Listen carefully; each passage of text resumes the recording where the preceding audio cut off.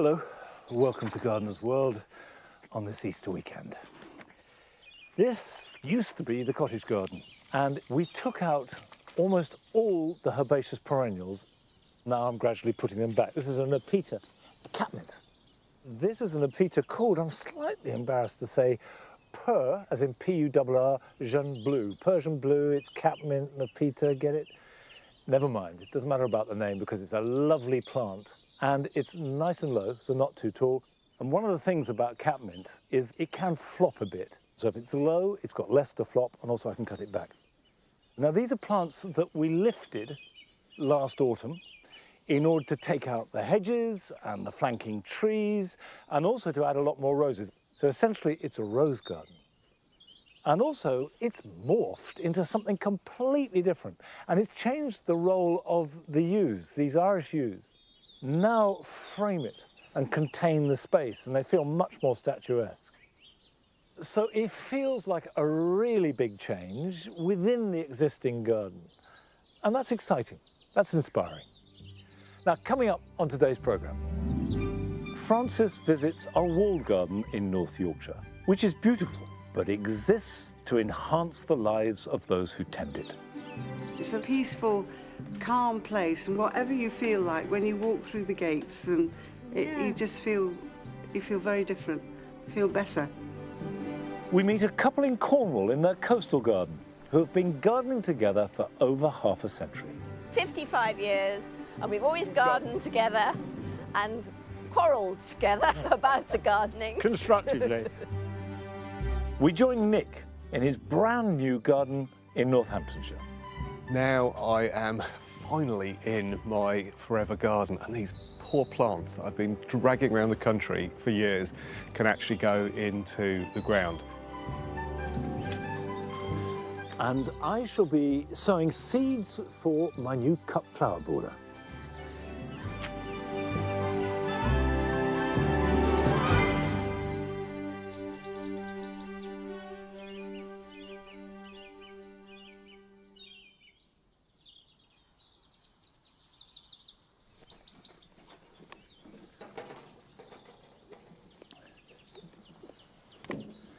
We've made changes here at the Mound. We did have the borders ending back along this line here, and we used scaffolding planks as a kind of shutter to hold it. And it was always meant to be temporary. This was 2 years ago. So we took them out, extended the bed, and used this corten steel edging, backfilled the soil, and what this has done is give the mound a much better base. It feels more proportionate. I've indulged myself in buying 4 really nice topiary yew balls, and now I've got a whole strip going right round the mound to plant up. Now I intend to harmonise with what we've got here, and actually that's quite easy because this has a very clear defined colour theme, which is pale yellow and pale blue. Now I've got some plants that I've salvaged, so that's a start, but that hasn't stopped me going shopping. And I have got a few plants here, and you can see they exactly fit the colour scheme. I've got pulmonaria, I've got wallflowers, I've got primulas, which will mix in with what I've got. Now, this pulmonaria can go here. Pulmonaria likes a little bit of shade, likes fairly moist soil, but good drainage. I've got a geranium, hardy geranium called Roseanne. Roseanne is a fantastic geranium, but it does grow about 2 foot tall and about 3 foot in spread. So we'll pop this down here, and that will go on flowering most of the summer. Now, this is just blue, so to get the yellow I want, I've got these primulas. These are a cross, a hybrid, between Primula vulgaris, which is the primrose, and Primula veris, the cowslip. Now, primulas tend to like a bit of shade, but they're very adaptable.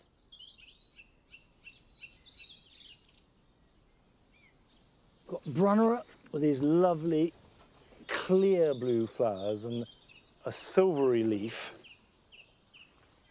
I've got a couple of Aquilegias here. This is Yellow Queen, which is very, very pale yellow. And one of the fun things about having a colour theme in any garden project, and it doesn't matter what the colours are, is taking those colours in whatever direction they want to go.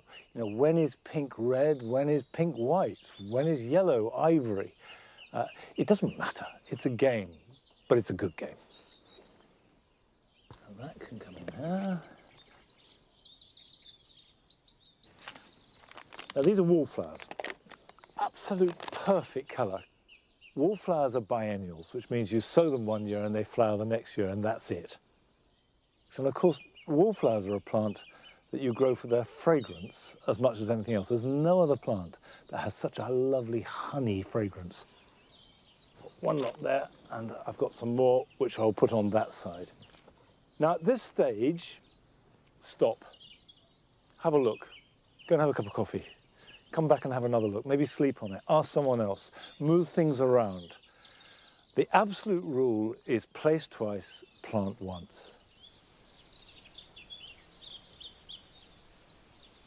Right, I'm going to place on the other side and take my time, but while I'm doing that, we're going up to North Yorkshire, in fact to the edge of the North York Moors, which is one of my favourite places in the country, and Francis has gone to visit a garden with a very special project.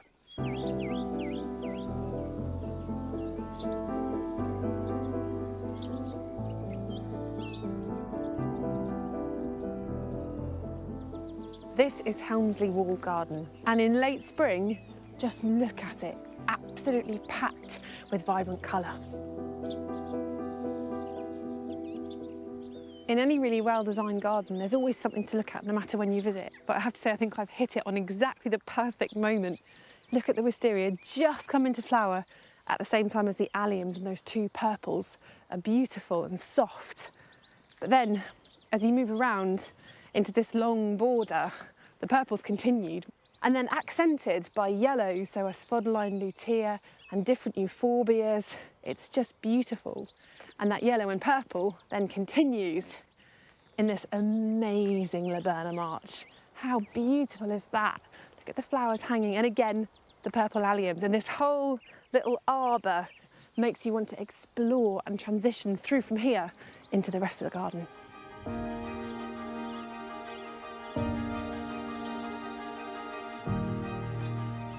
But as well as being a feast for the eyes, there are many other benefits that this beautiful space offers. June Taish is the head gardener here. She's clearly a talented grower, but not just of this stunning display of flowers. Hello, June. Hello, hello. Busy working away. Nice to meet you too. It's so glorious. It's gorgeous, isn't it? Well, tell me about the walled garden itself. It's an 18th century walled garden. It's actually built on a parallelogram, which is quite an unusual shape, I think, to try and capture as much sun as possible. The garden's very much planted to demonstrate horticultural approaches that we could see anyone trying in their own garden, I have to say. And this iris border particularly, I mean, tell me about this, it's just breathtaking. Well, this was created probably about 4 years ago, and it was created by volunteers. We don't have any paid garden staff, so volunteers lifted and divided iris, replanted iris, potted iris up for sale.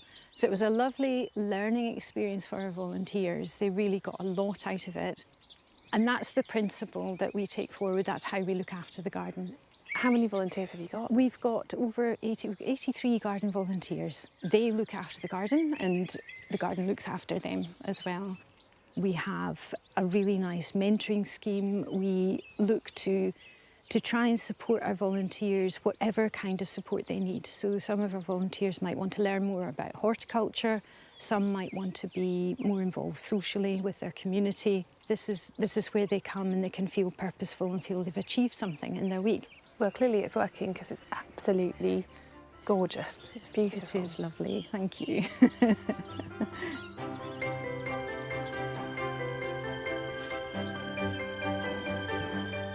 The volunteers work in all weathers and all year round.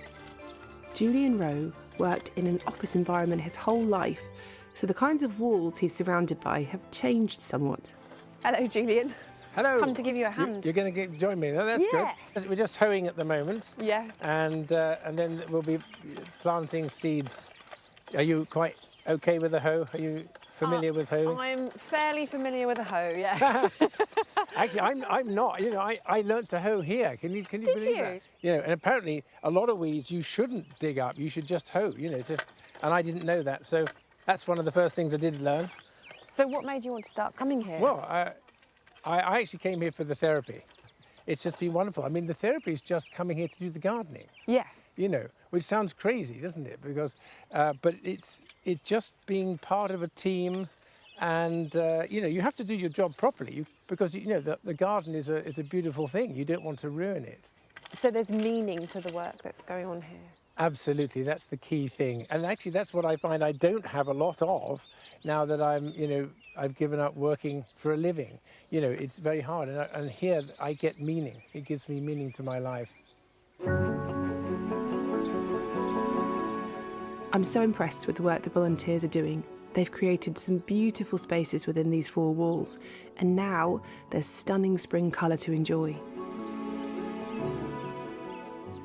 These Siberian irises are quite underrated compared to the much more impressive bearded iris.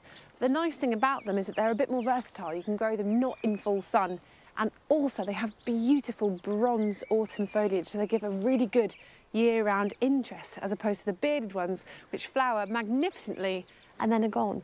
So these, I think, are some of my favourite plants.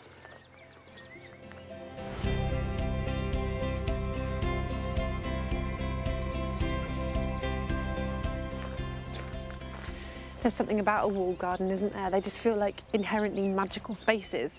Probably something to do with the huge walls keeping the wind down a little bit and keeping the temperature up. And this here is the kitchen garden, and it's really lovely seeing that nod to tradition.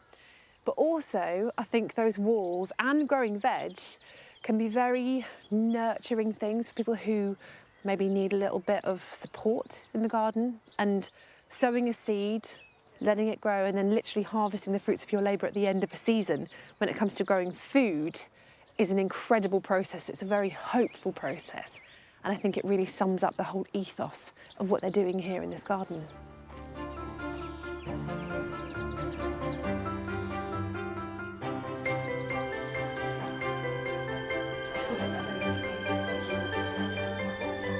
The team that works so hard to make this garden what it is are refuelling with a well-earned tea break.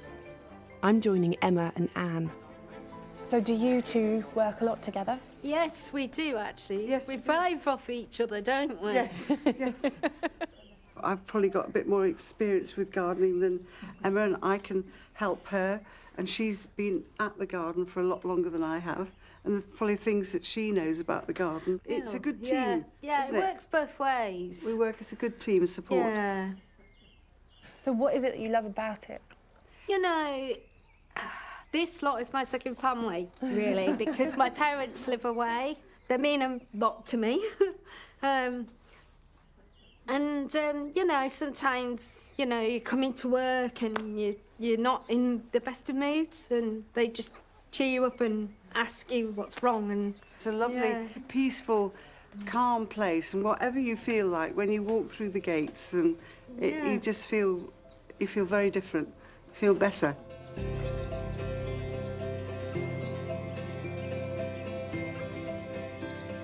Well, having seen the volunteers now, I can see how integral they are to this place, but also how joyful they are. Absolutely. That's the most important thing, actually, that they enjoy their involvement. And if we get some great work done as well, that's a real bonus. But the work they do when they do it is of a really good standard. And we challenge our volunteers so that they get more out of it, and they really feel they've done a great job themselves. Because, of course, volunteers are giving up a lot of their time to be here, but in exchange, they're learning really good horticulture from you.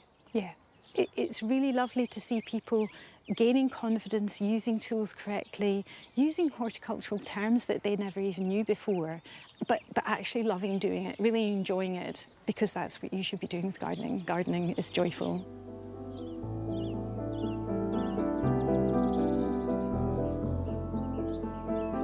I think what June and the team are doing here is nothing short of inspirational. You know, they're creating a beautifully preened garden without it being precious in any way.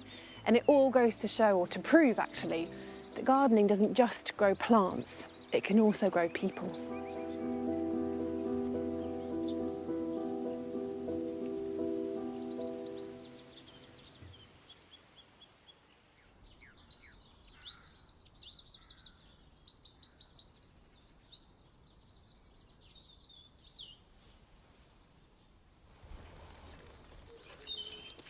Thank you.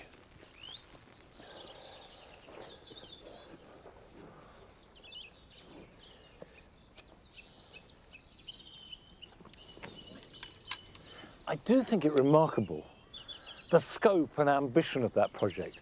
83 volunteers. Just think of the lives that are changed and the ripple effect and the families and the social effect of people gaining so much from working in a garden and sharing it. And it's a lovely garden too. Now, what I've got here is a yew hedge that is coming into being.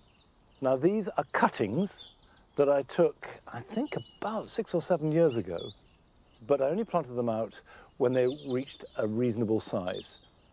And you can see I've put a line along here because this is the height of the hedge I want. So the first thing is when you're growing a new hedge of any kind, don't cut it back until it's reached the height that you want it to be at. And then you can cut them off and they will start to thicken. Now, it's very straightforward. Just take it off roughly to the line. And it's worth pointing out, this only applies to young plants, and April is a very good time to plant evergreen hedges. On a more substantial or established hedge, you don't cut now because you don't want to disturb nesting birds. The great thing about yew, which is very adaptable, is it must have good drainage. It hates sitting in wet soil. And you can see I planted this on a mound and I put lots of grit underneath it. Now, what I can do is cut the sides as hard as I like. Hedges invariably thicken out.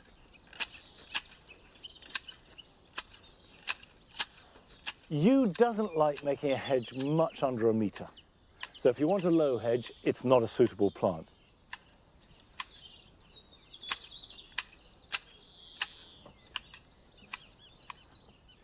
It does look a little bit wonky and wobbly, but don't worry about that, because as it thickens out, you can get a nice straight edge onto it.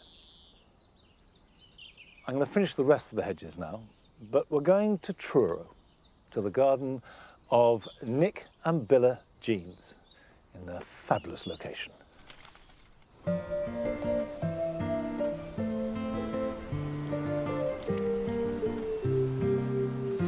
You do feel very lucky to be in this beautiful part of the world. It is a gorgeous place. So when the sun's out, we do like to spend most of our time in the garden. It's a lifestyle thing, isn't it? Yeah, what else would you do at our age? You know, we do it.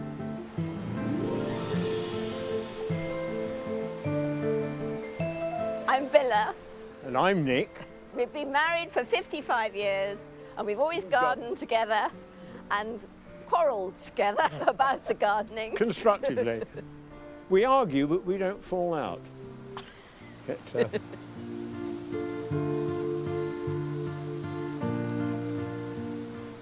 Is typically Cornish in that if you've got good visibility, it's about to rain. If you've got poor visibility, it is raining. And in the winter, if you've got a hard easterly wind, and you can watch the plants shrivel up, you know.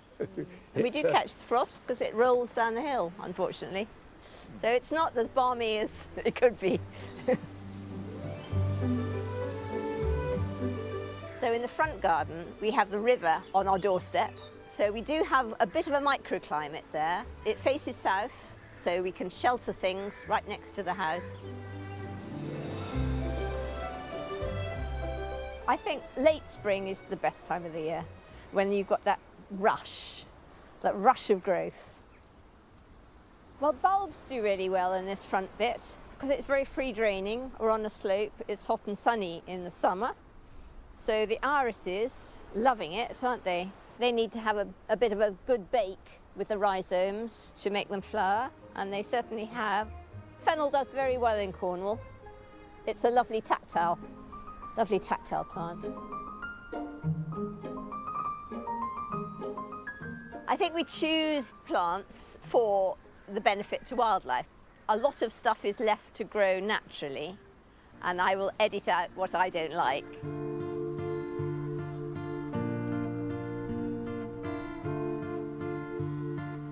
This is our garden watering system, very necessary.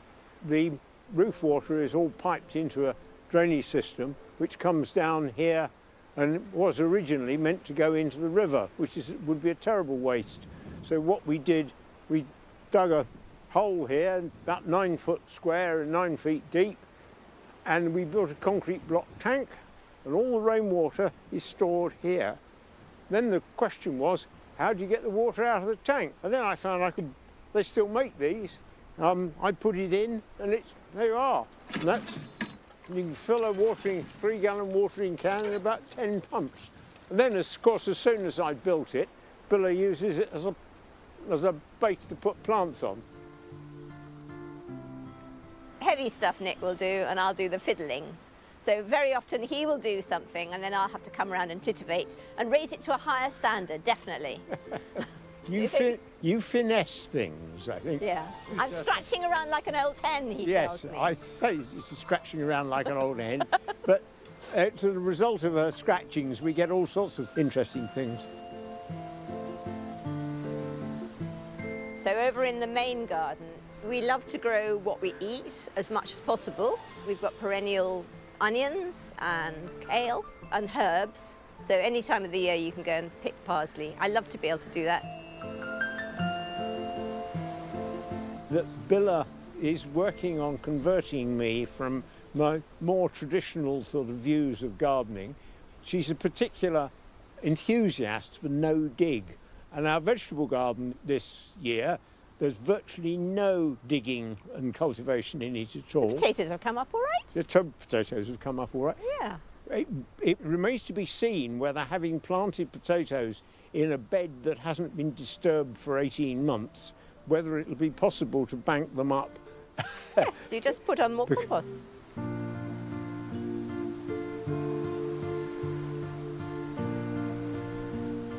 Gardening has changed a lot even in our lifetimes, I suppose, hasn't it? Yes. Yeah, so we used to be more clearing everything. Sometimes you just have to leave things and observe. They do say, don't they, that the gardener's shadow is the best fertiliser. Lots of the plants, the flowers, arrive just by magic. They are self-seeders. So we've got the erigeron, we call them St. Clement daisies, Mexican fleabane, of course the lovely, lovely forget-me-nots. Cow parsley.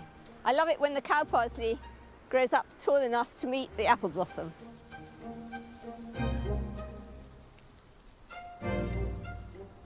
Here you have our main composting area. It looks a bit like Steptoe's yard, but then that's because it's all built out of recycled corrugated iron which came off a shed roof about 30 years ago. We've got this wire screen on the top, which is just a bit of old wire reinforcing mesh on the wooden frame. We can take out the twigs, which we don't want too many sticks and twigs in it, and it also spreads the stuff out well. And then, so I can show you, the wind is not helping today. Pick out the twigs, and then it's grass. So you get an even sort of mix, and then just level it off, and we go back for another lot. So it builds up in layers. But by the time it's been turned 3 or 4 times over a year, we've got all the mulching material to go back on the garden again. So, I mean, this year we finish up with about 2 or 3 tons of compost, which has cost us nothing. It's not the easiest garden to work with as we're getting older because it is on quite a considerable slope. Yes, it can be quite challenging gardening in a coastal location. We haven't really got anything to complain about, I don't think. It's nice gardening together. It is, yes. Very good.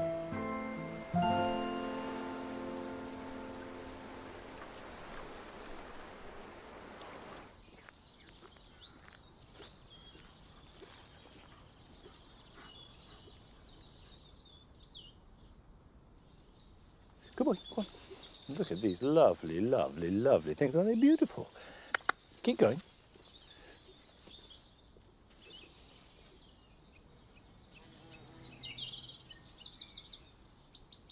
I think if you are lucky enough to have a collaborator, a partner that you can garden with, then that is a really good thing. Sarah and I have always gardened together, and I wouldn't dream of doing anything here without her collaboration and cooperation, and that sometimes, as Nick and Billa pointed out, leads to arguments, but hopefully not rows.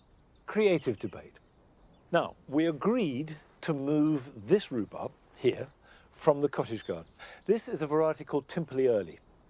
And you can see that it's growing quite well, and it may look as though it's ready to harvest. But because I moved it, I'm not going to harvest at all this year. And if you plant rhubarb or move it, leave it. Don't pick any of the stems.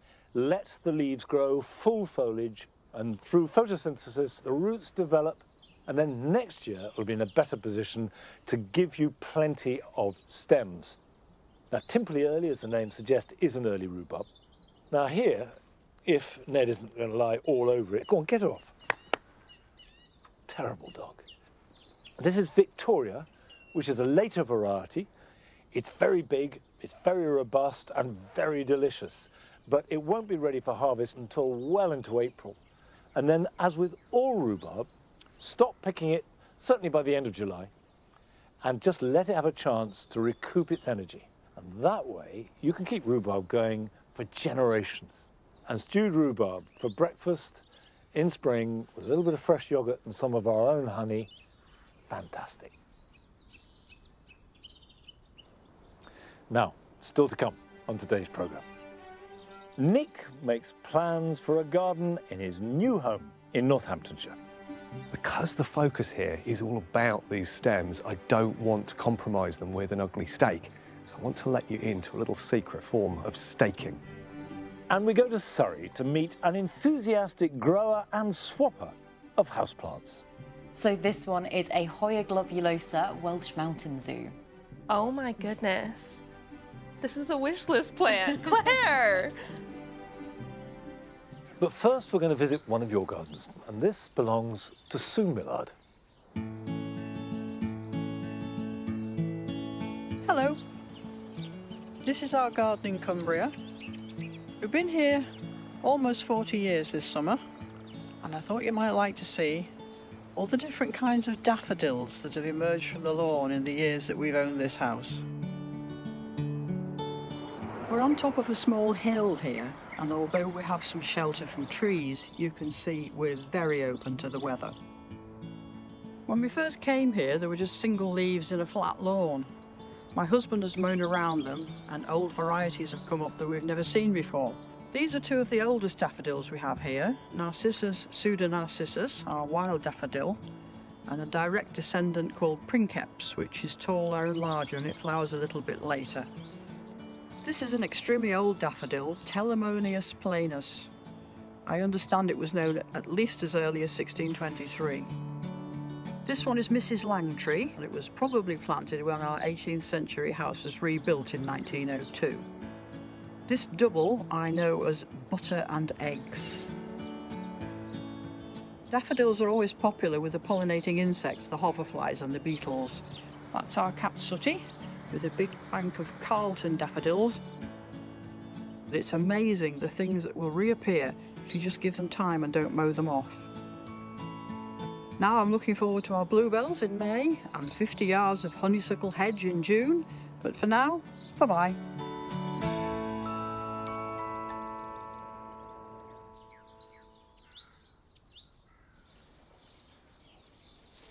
I know what you want. You want to walk, don't you? Come on then. This way. Here, come on.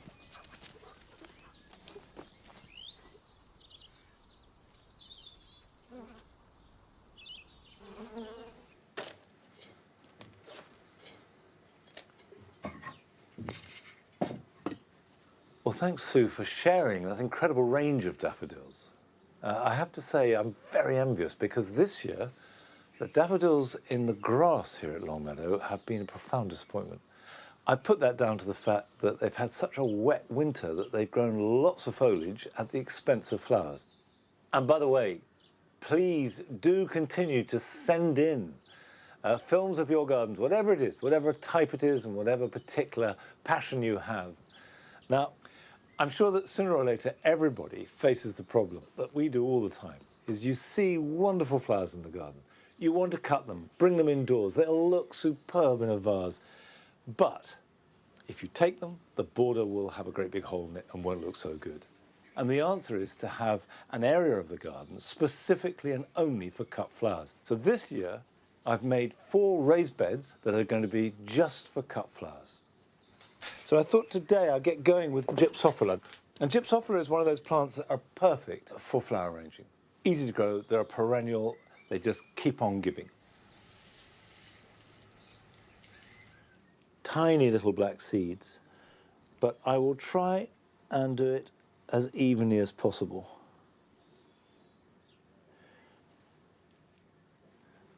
So if you get a nice strong seedling with a good root system from day one, everything is going to go better. And it is extraordinary to think that each of these little seeds are going to result in a plant that is an explosion of flower. Now, I will just press these down lightly, and all I'm doing is just making sure there's contact with the soil, and then cover them thinly with vermiculite. If you haven't got vermiculite, it doesn't matter. You could use a little bit of sieve compost. Not too deep, but just a light covering.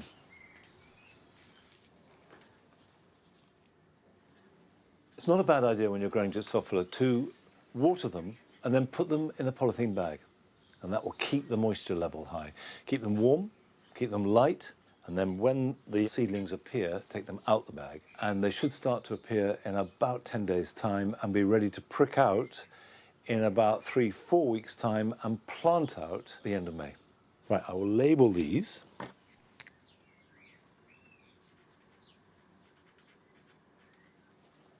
There we go. Now, last year, Nick rented a house and created a temporary garden using lots and lots of containers. Well, I'm pleased to say that after a long search, he's finally found a home. Last September, we joined him as he began to get to grips with his new garden. After a year living in a rented cottage, I finally bitten the bullet and bought my own place. I'm just so thrilled to finally be able to put down roots, literally and metaphorically. I guess, like going to any new place, you need to take a little bit of time just to kind of settle yourself in, get to know the locals, get to know the spirit of the place. It's often so worthwhile to just live and breathe in a garden for a while before you start to make any decisions. It's about 30 metres deep and about 6 metres wide. And I just love the fact that it's flanked down the sides with these ancient stone walls. It just sort of sets the garden into the context of this village. All the stones have arisen from the space around us.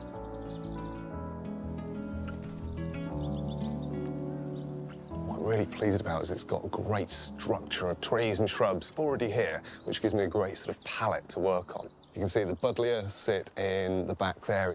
I reckon it takes up maybe 1/8 of the volume of the whole garden. It is absolutely vast. So what I'm going to do is a major cutback, take it down to about 1 metre off the ground, let it reshoot in spring. It's long flowering and, of course, loved by bees and butterflies.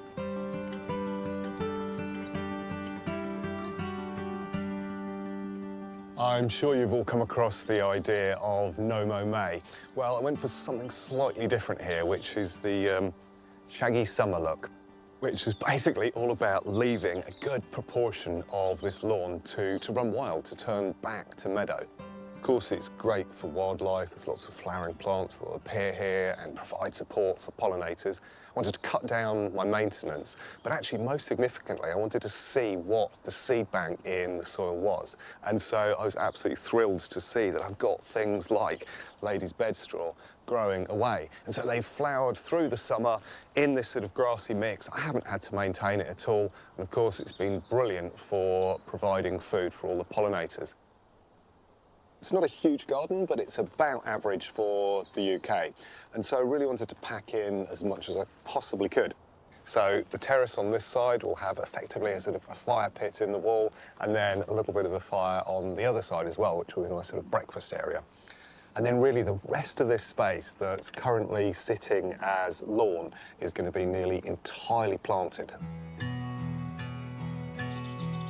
I'm happy to say I have plenty of plants to get me started. Most were in pots in my rented garden, so it was a case of getting them stored safely over winter and brought over here. Time has flown since I moved. Now it's nearly spring, and although this March is proving to be a bit wet and miserable, I'm figuring out where I want them all to go. These poor plants that I've been dragging around the country for years can actually go into the ground. And so there are certain plants like this rose back here, for example. This is called Bengal Crimson, and in theory it will flower year round. But because I've been slightly torturing it in a pot, it's not blooming at the moment. It does, however, have buds in March, which is pretty extraordinary. There's all sorts of other bits and pieces here as well that have come from the rented cottage. Got this fantastic Anastodontia over here. All of them are going to be freed and starting to grow in the garden really soon. And I've got all sorts of new plants as well that I'm going to add into the mix. So various hellebores, some wonderful Erysimum down here.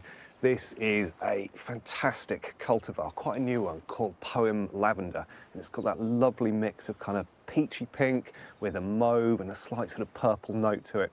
And what's brilliant, of course, about these perennial wallflowers is they don't stop flowering for about 3 years and then drop dead. As long as you take cuttings, you can keep them going in the long term.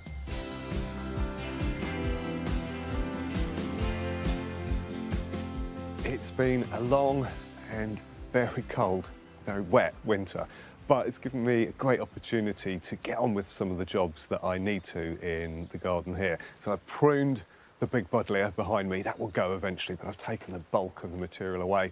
And then with this hawthorn that I've inherited, it really supports wildlife. And by lifting this canopy up, it's going to let more light into the ground underneath, and it really just presents a whole load of different growing opportunities.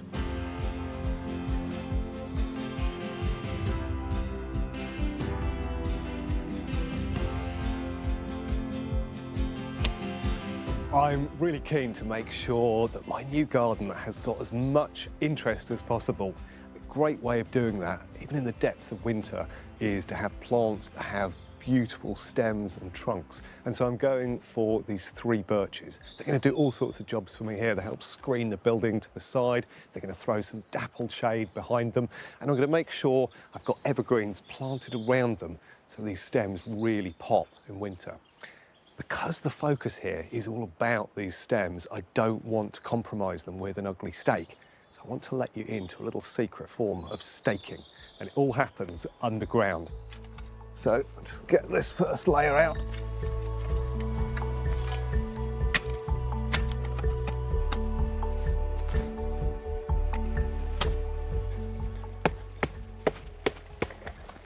And it was always that easy. Right, out that comes. As you can see, this has got a fairly decent, stable, rooty top on it, and that's going to make all the difference. The other absolutely key thing, if you're putting in a specimen of this nature, is to make sure that its best face is facing the direction you're going to most commonly see it. First step in the process is to get some batons on top of the root ball. And they're going to be what stabilises and really holds this in place once I've got the wiring on top. These don't need to be anything fancy, they can be old offcuts of pallets and the like. Next stage is these angle iron stakes. These have cost about £2.50 each.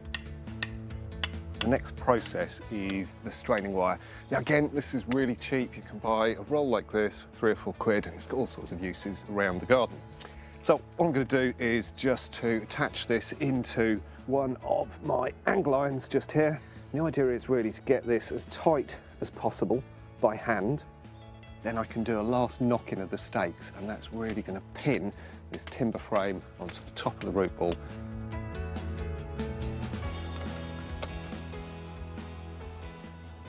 This is absolutely solid. It's not going to go anywhere. You avoid the ugliness of a stake.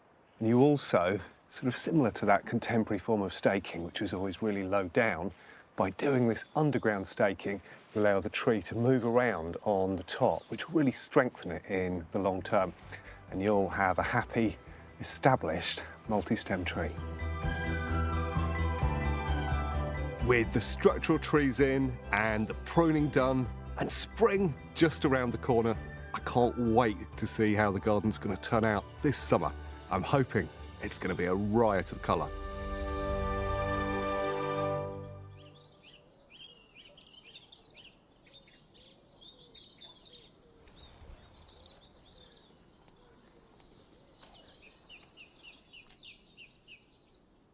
You can tell that Nick, although he's keeping a calm exterior, knows that he's on the cusp of a big adventure. Well, I really envy him because it's such fun. And also, take his advice. When you get a new garden, however daunted you might be, just take stock. And if that takes you a year, it takes you a year. Just take your time and then make your plans. Now, here in the writing garden, it's white, it's frothy, it's light. And at the moment, you have the snowflake, the leucosium, and then the tulip that's just beginning to open up in the last day or so. It's quite early for us, that. This is yellow spring green and the white daffodil failure. And that's just about it. Very, very simple. And sometimes simplicity is all you need.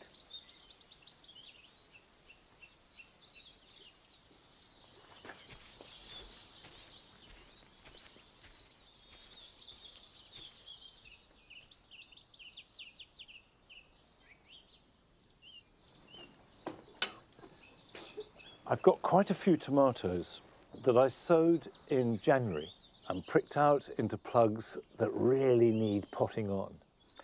And these are all destined for the greenhouse. If you haven't sown any tomatoes now, don't worry, you're not too late at all. But if you sow tomatoes now, they'll be ready to plant out into your garden or on a balcony or into pots around about the end of May into June, and then you'll be harvesting them in August and September. Whereas if I put these into the greenhouse, I'll be harvesting from these, hopefully, by the end of June, certainly early July. These are a variety called Tigerella, which, as the name suggests, are striped. They're very sweet, a delicious tomato. Put it in quite deep. Deliberately, I'm going to bury some of that stem. It'll anchor it, and also it'll encourage root growth from the stem. These will go back into the greenhouse to grow on. I reckon I'll be planting these into their final place, into the soil in the greenhouse, in about 5 weeks' time, maybe 6, certainly before Chelsea. And if you've got any extra ones, as I will have here, pop those on too, grow them on, and give them to people. They make a great present, and they are easy and really rewarding to grow. And increasingly, of course, younger people don't have access to a garden, and yet the desire to grow things remains as strong as ever. And we went to visit Claire Lowry at her home in Surrey, where although she doesn't have a garden outside, she is growing an extraordinary range of plants inside.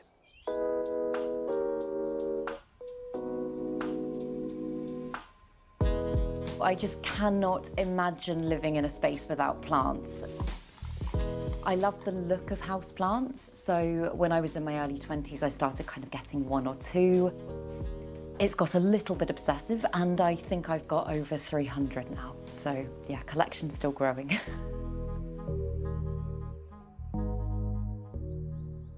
Welcome to my living room. Over here I've got one of my favourite plants. This is an Aglaonema cutlass, and it's so, honestly, it's so ridiculously easy to care for. I would say it would make a really good beginner plant because I do very little to this plant, but it's got really gorgeous foliage. It's really adaptable when it comes to light as well. It can survive in lower lighting conditions, so if you don't have that much natural light, it's perfect. I also pretty much let it dry out between waterings because it's very drought tolerant. So yeah, I love that one. And then I've got my massive bird of paradise here, which is just growing like a weed at the moment. It keeps turning to face the window, so I have to keep rotating it. So it's a little bit wonky right now, but I do love it. I just think it's got that beautiful kind of jungly vibe, and I think it's gorgeous. So I live in a fairly small space. I'm just in a one-bedroom flat, and so I've had to think a lot about how I can really optimise the space so that it doesn't feel cluttered and I'm not constantly tripping over plants. So yeah, I've got my big hanging rail that goes all the way around this section of the room, and then I've got my stick-on shower shelves over there on the window, and they're fantastic because they just allow natural light to pass through them. So yeah, it's just getting creative with the space and having lots of plants on different levels.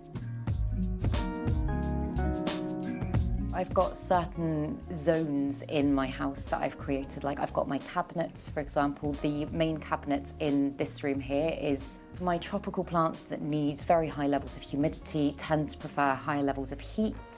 And then I've got a propagation/rehab cabinet in my bedroom.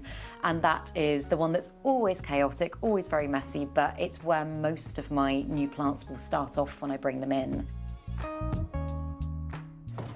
So in my cabinet, I've got some of my most kind of treasured, precious plants. And the great thing about creating a cabinet space is firstly that it's really easy to do, but you can just control pretty much everything in there. So I can make sure that my plants are receiving enough lights because I've got grow lights in there. I can control the humidity. I used to use heat mats in here, but nowadays it seems to just store the heat pretty well, so I don't bother. But I've got a little temperature and humidity gauge, which is a little bit lower at the moment because the doors have been open a lot today. Usually it tends to sit around about 26 degrees Celsius, which is obviously very warm. And ideally the humidity will be anywhere between about 65 and 80. But a couple of my favourite plants in here, I could take you through lots, but this is my Alocasia Jacqueline, and I'm just totally in love with this plant. I think the texture of its leaves is just incredible. They're so furry, kind of bristly furry, not super soft, but that along with the colours of the leaves, it's stunning, and it seems really happy in a cabinet environment. And also I just love the stems on it. I think they're just so pretty and kind of purpley and almost like they've been printed. And then this is another one that I got very recently at the plant swap, Alocasia sinuata. I just find it incredible that nature can create something that looks like that. Almost kind of looks like it's been 3D printed, but really cool. So yeah, that one's doing really well in there. It's only been in there for a couple of weeks, but it's already unfurled this new leaf, and it's also got a little baby coming up in there as well.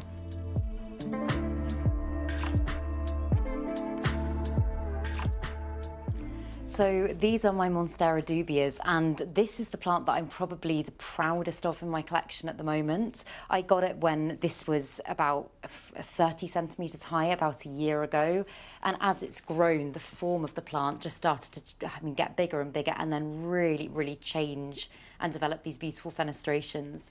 And I added a section of moss pole onto the plank to chop and propagate it, and I chopped this section probably about 2 weeks ago now, so it doesn't have any roots in the soil at all yet. All of it is contained purely within the moss pole, and that's what's keeping it going. It's just blown my mind really how much the form of this plant can change. Not only has the structure of the plant changed, the whole colour's changed. I'm very excited about the potential of this bit. I think the key to the massive growth that I've achieved in this plant has been the light that it's received. I've always made sure that it's kind of pretty much right up against a window. I know a lot of people grow this plant in the UK, and I think because it's another one that's known for being able to survive in lower light conditions, sometimes people just assume that that's the best for it. And in my experience, it's not at all. So lots of light, and hopefully it will do this.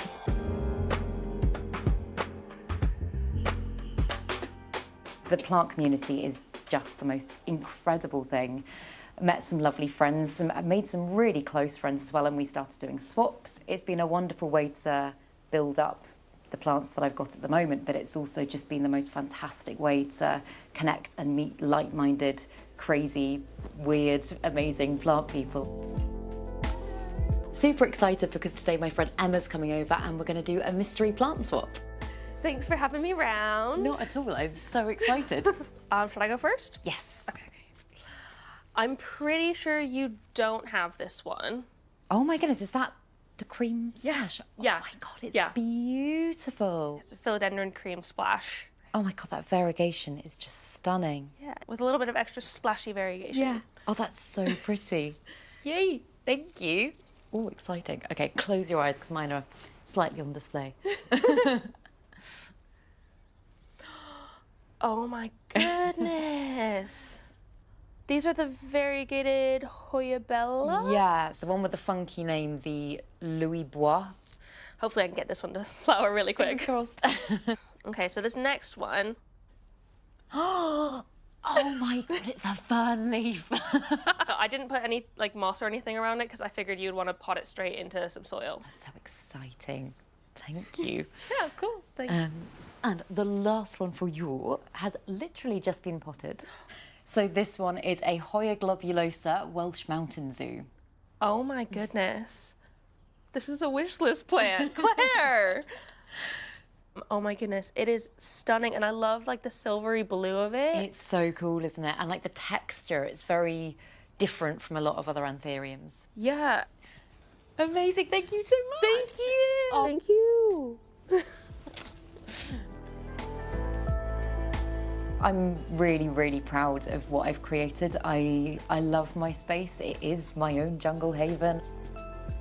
I feel so relaxed and so at home here, and whenever I'm away for a certain period of time, I always kind of long to get back to my plants and be in my safe, creative space with them. So yeah, it's amazing, and I encourage more people to bring more plants into their home as well.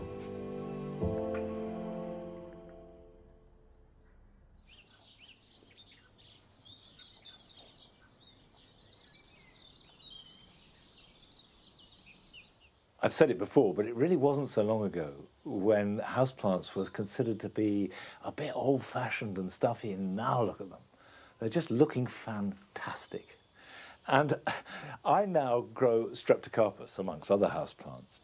But 20 years ago, I associated them entirely with my granny. Well, I then went to South Africa and I saw them growing in the wild, and it transformed everything. I realised they're beautiful plants and they're really interesting. Now, they're not difficult to grow if you give them what they want, but what they want is fairly specific. They like damp shade, but with very good drainage. Now, that's quite tricky to provide, and maybe that's why my granny grew them in her dark little sitting room. And what I have found here at Longmeadow is they are happiest underneath the staging on the gravel in this greenhouse. But they do need potting on, dividing, feeding, watering, looking after, particularly at this time of year. So if I take it out of its pot, you can see the roots, quite fibrous roots, completely packed round. That's solid.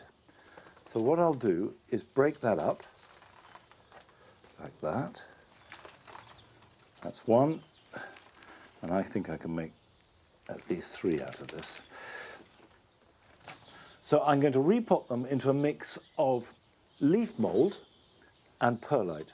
And the perlite is going to ensure good drainage, and the leaf mould is a nice loose growing medium, but low in fertility. A bark-based compost will do fine, but add plenty of grit or perlite. And then I'll put a crock in the bottom of the new pot. Some of that underneath, and then just fill around it. Now, having repotted, I'll clean it up. Any dead material, spent flower stems, leaves that are looking a bit sad, don't be frightened to cut them off.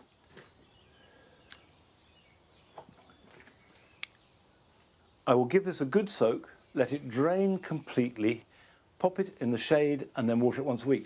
But if you've got a mister, you can spray it daily if need be, certainly more than once a week, and particularly in hot weather. Keep the air moist and the roots fairly dry, and they'll be happy. Right, I've got a lot more to do, but while I'm doing this, here are your jobs for the weekend.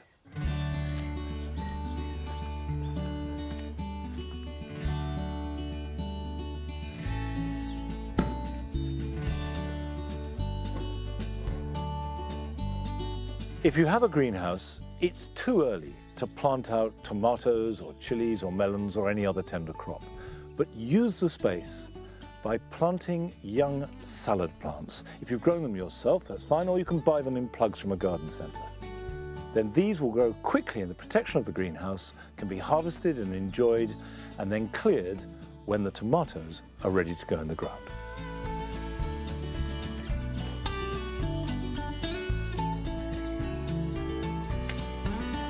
When you see signs of new growth, now is the best time to divide herbaceous perennials like hostas. Dig up the parent plant and divide it. With a hosta, the best way to do this is chopping it with a spade. Some plants are more fibrous rooted and can be pulled apart. Replant a section in the original hole, and then with the new divisions, create new planting wherever you want them.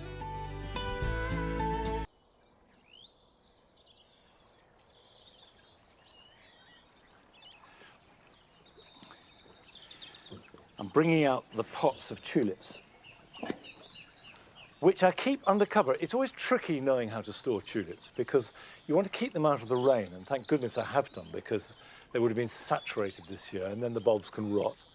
But at the same time, they don't need protection from the cold, and it does them quite a lot of good to have cold. So I've been storing most of them in the bus shelter, and tulips won't be killed by a touch of frost. That won't do them any harm at all, and they're beginning to flower. Here in the Paradise Garden, the key tulip is a cuminata, and it's really long and thin, and they're quite an intense vermilion and orange. And what I've planted round the outside is a tulip called Flyaway, which is much cruder than a cuminata, but it's got the same colouring and it's fairly long. In the corner, I've got Negrita, which is quite a pale purple. It's touched with mauve, so quite rich colours here in the Paradise Garden. And hopefully the crabapple blossom will come soon at the same time as the tulips, and this long, wet winter will be a thing of the past. But that's it for today. Enjoy the rest of the Easter weekend. Get out into the garden if you possibly can. And next week I'm away, so Adam will be with you in his garden, and I'll see you back here at Longmeadow in 2 weeks' time. So until then, bye-bye. Watch the passing of the seasons through the natural beauty of an ancient city. Press red for the Chronicles of Armagh on BBC iPlayer. And major